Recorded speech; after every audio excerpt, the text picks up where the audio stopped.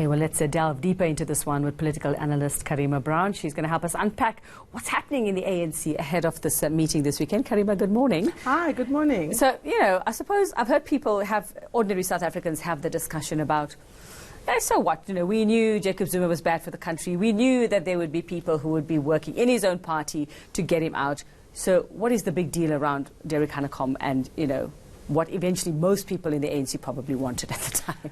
I think what is happening, Yuveka, is that the pro-Jacob Zuma faction and the faction working to undermine Cyril Ramaphosa's cleanup is latching onto this as a way of getting an advantage over the president. So, for example, Nomvula Mokonyane is expected to move that Derek Hanekom not attend the NEC meeting or at least recuse himself whilst this matter is being discussed. But the point is, Derek Hanekom is actually not the only person that is accused of supposedly colluding with the opposition. As you know, Ace Magashule himself stands accused of being part of the formation of the ATM.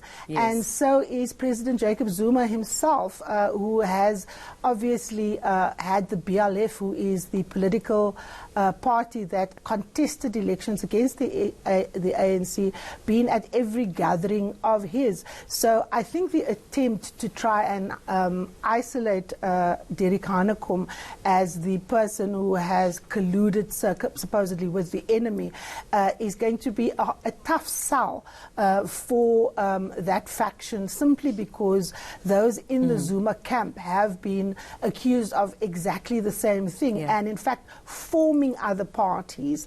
I think the other thing that is something that we need to think about is political parties often have dialogue with each other over issues. So, for example, the EFF had often invited the ANC to vote with them on the amendment to the Constitution on land.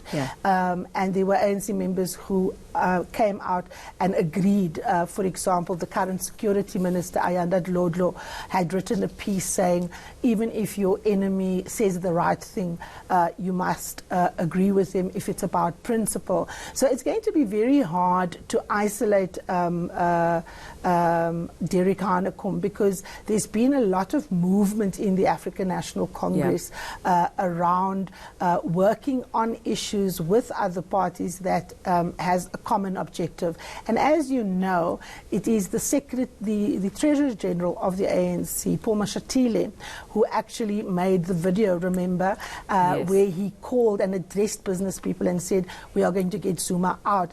And remember, at that stage, there was actually an EFF motion on the table for a vote of no confidence in him, and the party stood ready to vote for the EFF. So I think that the Zuma faction thinks that they have seized on a weakness in the Ramaphosa camp, and they're trying to isolate Derek. They've obviously done this with him on other occasions as well, but both President Zuma and Ace Magashule stands accused of working with other political parties. So I think if this discussion is going to get rough in the NEC, I expect the Ramaphosa camp to fight back and to use the example of the investigation into the ATM. Okay, well, that will be a vital one that you would expect them to have on the agenda. Everything else that has happened, especially with the public protector, the president, Pravin Gordhan, where do we expect that to feature in this meeting? I think there's going to be two other things that are going to be on the agenda. The one thing is President Jacob Zuma accused his comrades of being spies when he went to the Zondo Commission of Inquiry.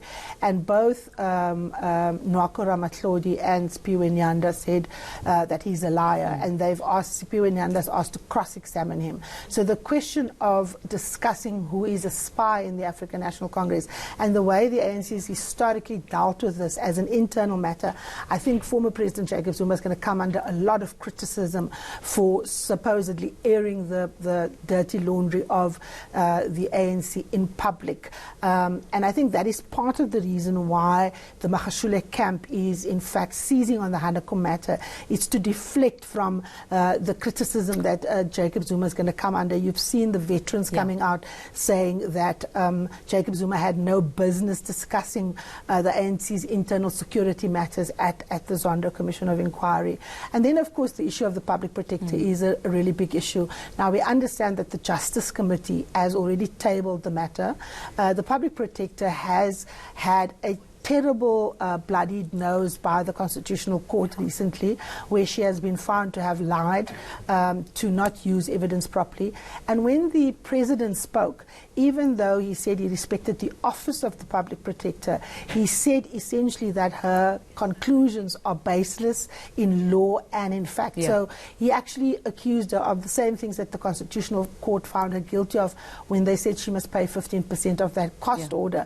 And I think the office of the Public Protector and her suitability is going to come under question, because she's also threatened the Speaker, Thandi Modise, saying that if she allows the debate into a no-confidence debate to go ahead, that she will actually take her to court. So I think these are going to be among the issues that are going to be on the table. But you mustn't forget, Uveka, we are in a very tough economic situation.